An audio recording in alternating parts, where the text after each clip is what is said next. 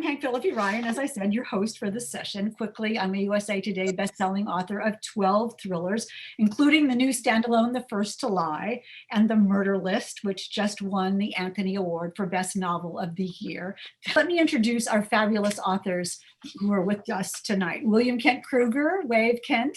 William Kent Krueger is the author of 17 books in the Cork O'Connor mystery series, as well as the standalone novel Ordinary Grace, which won the 2014 Edgar Award for Best Mystery, which I remember that, Kent. I was there. What a wonderful night that was.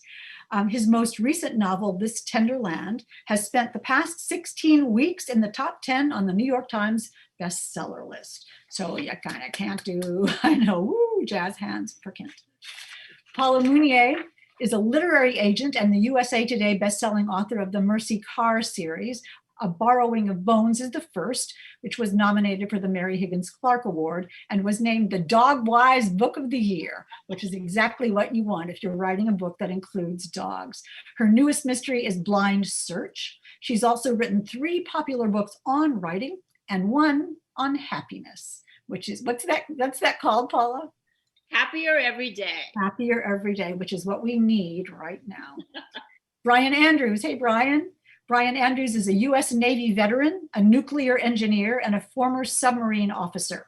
He graduated from Vanderbilt University with a degree in psychology, holds a master's in business from Cornell, and is a Park Leadership Fellow.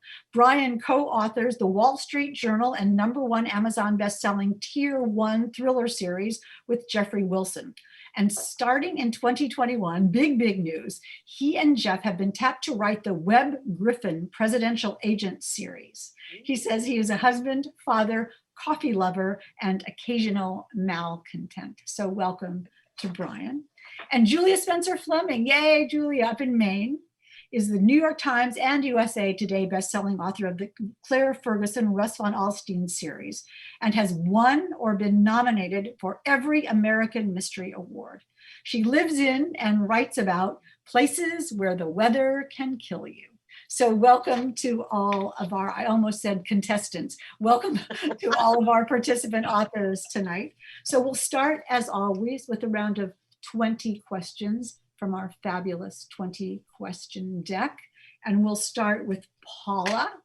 And your question is, what was your favorite book as a child?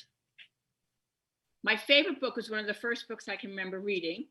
1 fish, 2 fish, red fish, blue fish. This one has a little star. This one drives a little car. Oh my, what a lot of fish there are. That is very deep and started your interest in math, right? Your deep, abiding interest in math. Okay. Okay, for Julia, a toughie. Do you read your reviews? Do I read my reviews? I read the professional reviews. As soon as I find out that I've got a New York Times review, I immediately squeal and go, and run and watch it right away. I do not tend to read my Amazon or Goodreads reviews anymore. It just gets a bit much. Yeah, I know. Yeah. I had one recently where someone just gave away the entire plot. And we will all have to talk about that. I've had ones where you get 1 star because they couldn't get it to download properly on their, e-reader. I'm like, it's not my fault. I know it's terrible, but we just count blessings, right? Okay, Brian, what's one thing about writing and publishing that you had to learn the hard way? It's a tough question. I think it is that there's no such thing as precision. And what I mean by that is when I first started, I tried to craft every single sentence to be the best sentence, I could. And I think you have to get over that and just accept the fact that, all writing is rewriting. And that was something I didn't embrace until I really got into the community and started going to conferences and talking to people. And all writing is rewriting.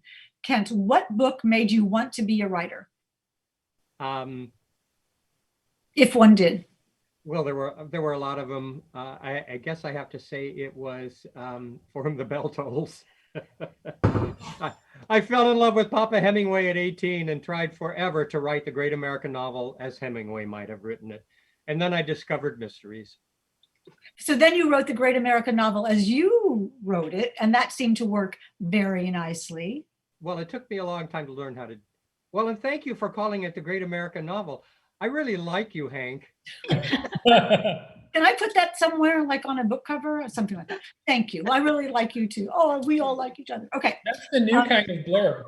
I like it though. I embrace that. Paula, what have you learned about yourself from being a writer? I've learned that for me to process anything at all that happens to me, I have to write it down and think it through, because my mind is kind of a mess, kind of an interactive disaster area, but writing forces me to think things through and write them down. So it sort of helps me organize my scattered brain. Great. Julia, what's something you can't do? At all? At all? Well, gosh, what can't I do? I can't get places on time. Everybody's laughing, folks, because they have been in places with me. Brian, I don't think, has had any sort of meeting where he's expected me to show up and drive. Everybody else has. I can't wiggle my ears. I can't tie any knots other than, a basic knot, which I feel a little embarrassed by because, I'm a rugged Maine woman. I feel like I ought to be able to do that sort of. Not being able to tie good knots is kind of digging deep for stuff that you can't do. I got to say. Yeah. Brian, what was the name of your first pet?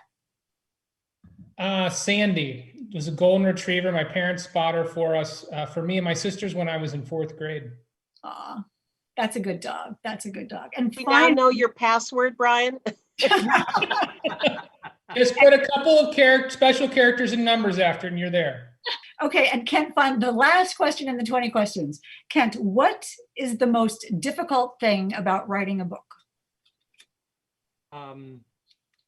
Oh my gosh, I so love writing. I never think of anything about it as difficult, the writing. What's hard is promoting the damn thing. And that's why we're here. I think all the authors are going to nod to that one. We're all nodding. We're all nodding to that. All right, thank you. So let's end the 20 question part with, we want to know what you are all reading or what book you love. And I did ask you in advance to bring or think of a book that you love and want to tell people about. Brian, how about you? What's the book that you're recommending? Yeah, sure. So this book is called War Torn. It was written by Jeffrey Wilson, who is my co-author. I write all my novels with Jeff, but this is one that Jeff wrote by himself. And this book's special, I think, because it is fiction, but it delves into a topic that was very personal for Jeff. So it's him coming to grips with combat and the things that he saw and did when he was serving with naval special warfare over in Iraq and Afghanistan. And it talks about his faith and coming to terms with how do you reconcile faith with soldiering. And so it's a deeply personal book. And it's probably outside of what most people would go to read, but I think you would learn something, not only just about Jeff, but about soldiers and faith in general. Julia, what about you? So Hank is actually going to help me with the visual aspect of this. Thank you, Hank. I am recommending And Now She's Gone by Rachel Housel Hall. Actually, 2 books, one of which I don't have. Her earlier book that got me reading her was All Fall Down, which is just a terrific classic sort of revision of And Then There Were None. Anyway, and Housel Hall has a wonderful voice. I mean, her prose just leaps right off the page at you and you fall in love with it. Perfect. What book do you have? I have The Darkest Evening by Anne Cleeves, which is the latest Vera Stanhope novel. I love Anne Cleeves. I love her books.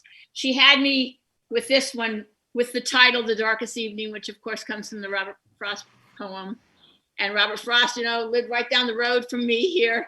And so it's got all the things I love in a mystery. It's got bad weather. It's got, children, abandoned children. It's got family secrets. It's really got everything. So if you like Vera, you'll really like this book. Kent, what about you?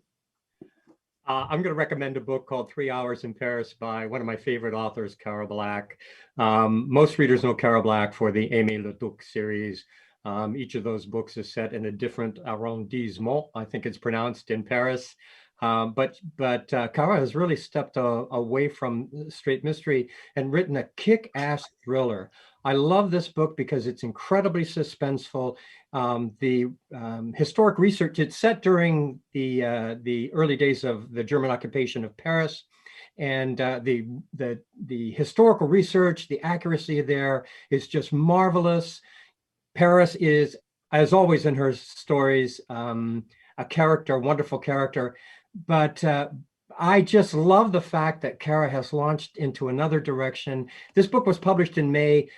I think everybody should be reading it. It's too bad it came out during the pandemic, because I think everybody should be reading it. Wasn't that fun? We hope you enjoyed that taste of what a backroom session is like. But more fun comes immediately afterward. That's when the audience is broken up into 4 breakout rooms, and each author in turn visits each room. We'd love to show you what a breakout session is like, because those relaxed face-to-face conversations between best-selling authors and readers are the hallmark of backroom events. But breakout sessions are never recorded, because what's said in the back room stays in the back room.